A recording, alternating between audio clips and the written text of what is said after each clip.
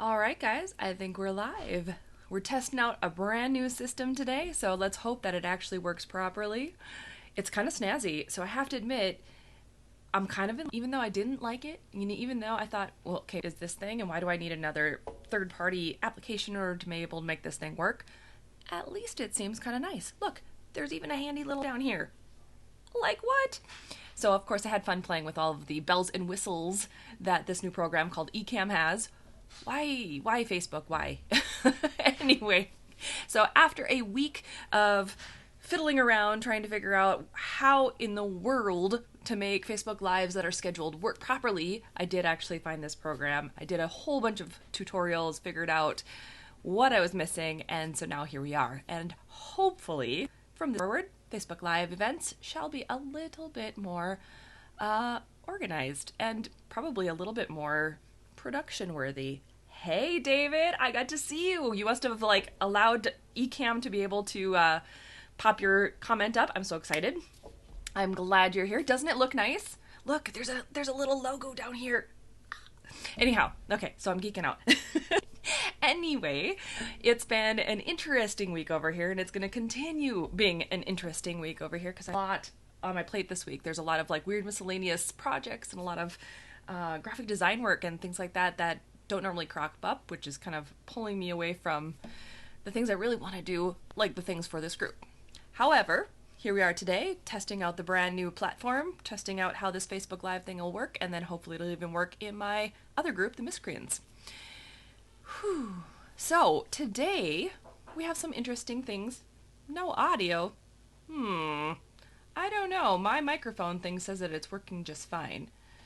Going up and down with the whole thing right now. Let's see. Okay, David, I'm going to ask you to click on your picture because sometimes if you just see it inside Facebook, for whatever reason, it auto-mutes. So there's probably a little icon that you have to click on there and it'll allow you to hear me. So that's probably what it is. But if not, let me know. Because everything looks like sound checks are good. Because it even this dashboard even gives me all that information. It's really cool. Okay, so test it out. See if it works. Come back to me and let me know. Click the button. I can't respond to you in the comments, so I'm not quite sure how to make sure that you have that. But okay, hopefully you can go back and re-listen to it in a little bit. All right, so here's the thing. Today I want to talk about outlining, and it's kind of one of those weird conversations that you either love planning and outlining or you absolutely hate it because you love the writing process. So, first started, I didn't plan on becoming a writer. Weird, right? So I was a graphic design mode. I had just come out of graphic design school, and I was finding the whole graphic design circuit really unfulfilling, actually. Because it felt like sleazy marketing is how it started to feel in this whole thing. Yay, he got it to work. Okay, good. Oh, hello, TJ. How are you? It's so fantastic to see you here, too. No worries if you have to bounce. It's all good. Catch the replay. It's all awesome. Okay, so going back to that story of when I first started, I never anticipated becoming a writer. How weird is this? Yay, she can hear me too. Okay. It was one of those weird things where I have an aunt who is an author or trying to be an author, and this was, of course, way back when the only way to be published was pretty much traditionally. And to be honest, I don't really like her very much. I like her. I love her. But she was mean when I was a kid. She was not very nice. And so as I was growing up, I did not want to be associated with the only other author in the family. So I was like, nope, not going to be me. Okay, cutting in and out a bit. Well, hopefully we can get that. It's probably my crappy internet, just as an FYI. I have really shit internet. It's just one of those that hopefully I can get sorted out. But it means yelling at the internet company again. So we'll see. Okay, anyhow, fast forward to writing my first novel. It was one of those weird flippant things that my best friend was like, hey, you really like writing. Why don't you just combine the two? You know, you like writing, you like reading. So I started that. And it was written NaNoWriMo. I stumbled on it right at that time where it was October 10th, the story idea came into my head. And then, boom, NaNoWriMo was here in November. So I kind of flew by the seat of my pants. I didn't know really what I was doing other than I was a reader, so I knew what I liked. I knew what kind of stories I liked. And honestly, it didn't seem so bad at first because I was enjoying the story. I was enjoying exploring the world, the characters, all of it. But then once that first draft was finished, I started questioning, okay, how do I publish this? If I publish this, will people read it? Did I do it right? And all of those things kind of jumbled up, and I didn't quite know how to answer those questions. I didn't know if I was right. I didn't know if my storyline made sense. I didn't even really know what genre it was. I didn't know what goal for my characters really was at that point. And I realized that maybe being a pantser is not 100% a good thing. And it might be because I do have an analytical brain. I do like to figure out what works, what doesn't work, and then, get rid of the stuff that doesn't. So it was one of those things where I just kind of let it go, kind of trialed and errored, used a couple of different editors. It took me 3 years to finish Pendamis from start to finish. And in some cases, that's fast still. But I knew I could be faster, and I knew I could be more efficient. So each book subsequently got better because I started learning more about story creation. And I started learning more about story arc and genre and the actual elements that go into a story that make it really good, unputdownable, so to speak. And every single step along the way made a little bit more sense, and it made me a little bit better at what I wouldn't necessarily say outlining, but sort of, because in the beginning, I'll tell you, I was not an outliner for the reason of I didn't want to put constraints on imagination. I thought, no, my just knows better than I do, so I'm just going to let it run wild. While that is still true, I can still do that, it still needs a little bit of constraints, because when you create something, when you're in that creative mode, you have a harder time focusing that down when there aren't rules. Your imagination needs rules. Your subconscious needs rules, because then it can accumulate some really cool information that you wouldn't be thinking of otherwise, because your universe is too out there. It's too big. And so when you can start putting rules on it, like, okay, there's a hero's journey here. What is it? Or this is the story archetype I want to use. How do I then go from point A to point B so that the reader understands the tropes and understands the story in a way that makes sense to them? Because in the beginning, I didn't care about the readers. I didn't even think I was going to publish. I was just in it for myself. I was the reader. I was the one that wanted to see the story and see where it went. And so I took a big break between Pendamis and the next two books because I had divorced, I got remarried, ended up having a baby. So all of those things kind of separated me from the daily act of writing. I still wrote, and I still took notes for Pendamis, the Chronicles, and I still was learning my craft. I was always taking courses or taking a look at things when I had time or when the baby was napping or, whatever the case. But it was hard to get my brain, I guess, in the right gear. And I think a lot of that had to do with, when you divorce someone, there's that trauma field. And then when you get married, there's that whole love field, I don't know, where your brain is like somewhere else. And then when there's baby, good luck.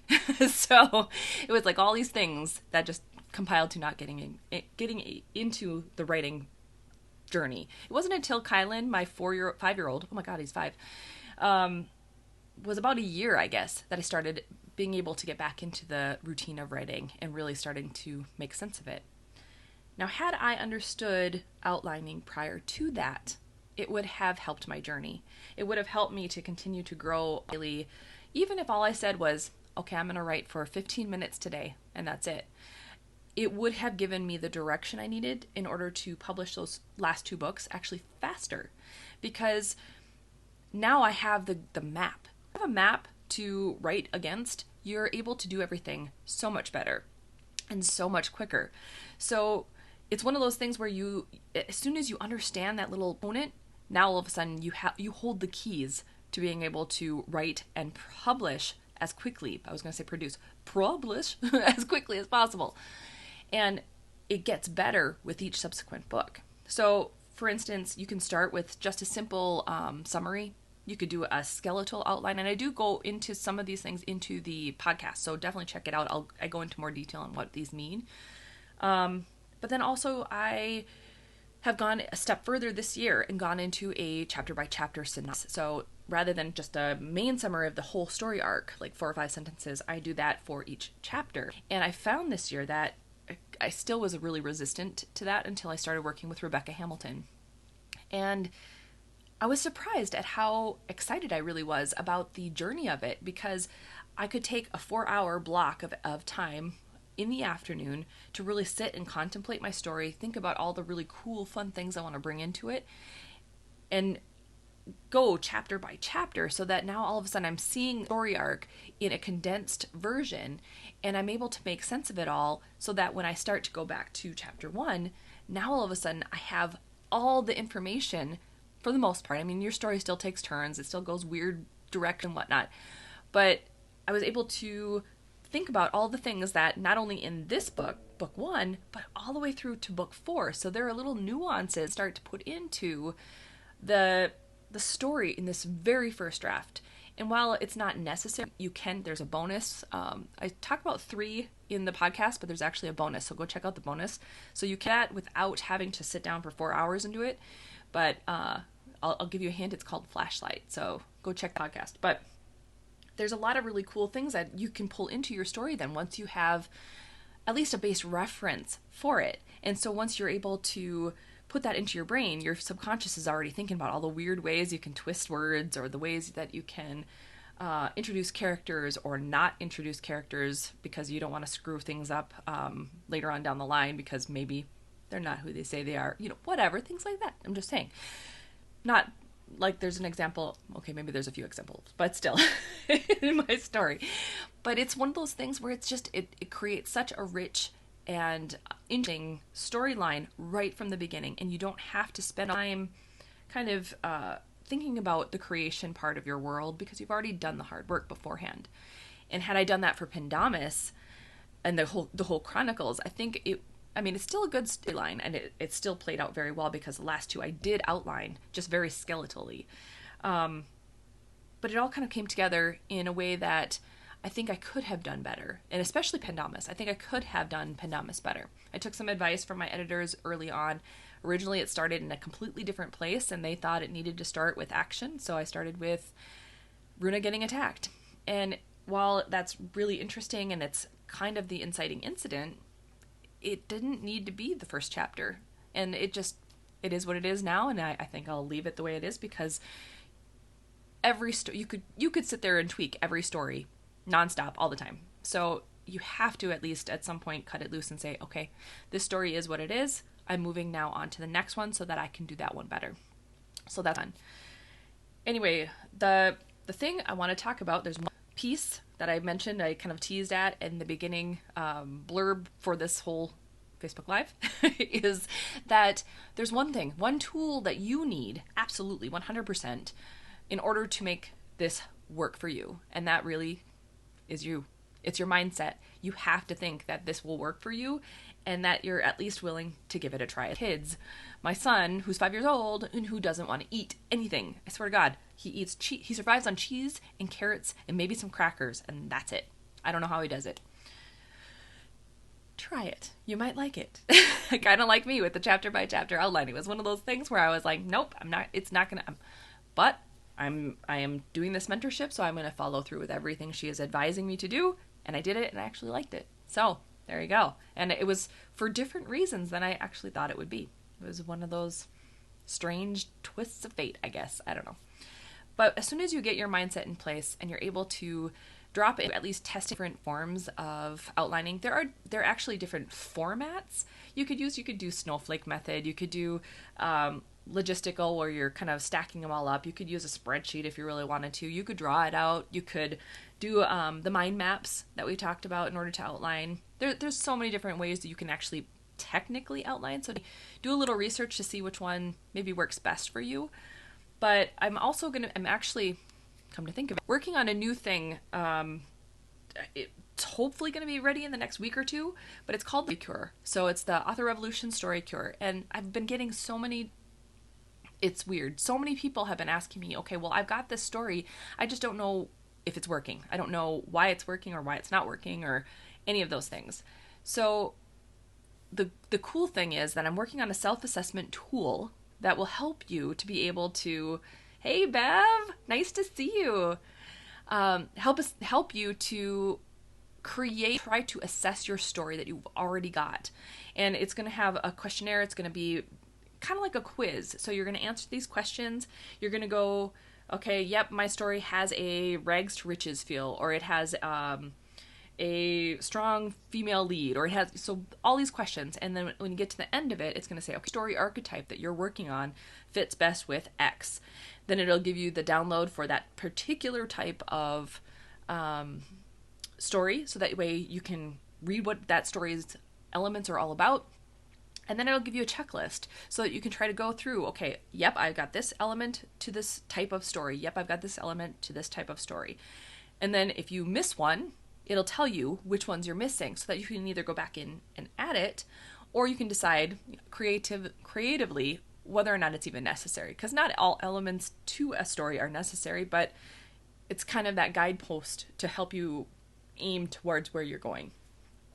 Okay, so again, that's going to be called The Story Cure, and it's coming out very soon, and I will let you know as soon as it's ready. Hey, Kathleen! Wow, people are joining me today. It's so exciting. I'm in a new program. It's very official. Look, there's a logo. I'm very excited. It's one of those things where it's like I've tried to get this whole thing set up properly, and it's fun. I'm very official now. See, I even did my hair. I'm not much of a hair person. I'm more of a what's the word? Where it's like you're very down to earth, and it's like, let me just get to business. And so half the time I'm in my workout outfit or my PJs, and I'm sitting at work. I don't know, whatever. But I did my hair just for you guys, because it's very official with our very first Facebook Live that has the whole snazzy looking things. Yay! Thanks, Terry. I'm so here too. And awesome, David. I will when it's ready. I'm in the process of getting it all organized and done. And there will be a couple of other things that'll go along with it. I'm trying to think of what bonuses I can add to it so that it makes it more exciting. The product, so the Story Cure is going to come out. It's going to be really affordable. It's like $27 is what I'm planning on, but it's going to have a whole list of additional things to be able to help you figure out your story and figure out what's missing and what you need in order to make it better. So awesome. Thank you, Kathleen. You're awesome. Aw. Okay, so outline. Woo, I bumped something and it all went woo. Okay. So outlining, in my personal opinion, is now an essential part of how you write quickly and how you are able to get the words on the page, get your books published as quickly as possible. So if you ever want to download, think about rapid releasing. And maybe for you, rapid releasing isn't monthly. It isn't for me, because I would be losing my ever-loving gourd. But that's because I have a lot of different side things that are going on. I have the Lakes Area Writers Alliance. I have Author Revolution. I have 5 kids in my house, guys, and 2 dogs, and they're nuts. Plus my husband. There's a lot of things that are moving parts in this house. I can't write a book a month right now. Maybe when I'm retired and there's nothing else going on, then I'll do it. But right now, to me, rapid releasing looks like 4 or 5 books a year, maybe. And who knows, maybe I'll back a little bit next year just so that I can kind of chill out a little. We'll see what happens. But maybe for you, rapid releasing means 2 books back to back. Or maybe it means a trilogy. Let me do it and tie on. David, you're silly. Oh my goodness. Anyhow. Okay, so that's it for today, guys. I do encourage you to check out the podcast episode. There is a little bit more. So that's over at authorrevolution.org/16. I do talk about a couple of other podcasts. I think it was 12 and 15 in that podcast, because I'll reference back to them because they give you even more details. So hopefully this is helpful. I will make sure that as soon as the Story Cure is finished, you guys are the first to know. And I think that's it for today, guys. If you have any questions, though, on outlining, on writing faster, on story design, let me know. I'm always here. I'm always kind of floating around, and obviously I am always working on making things a little bit better. So I guess I am off to try to get my own writing done. It's going to be a crazy day. I was going to go to Pine River today, but you should look at my crazy day of all the things I have like to do. So I'm taking a half an hour to get my own writing done. Excellent, right? All right, guys. Have a great rest of your week, and we will see you next Wednesday, same time, same place. Bye.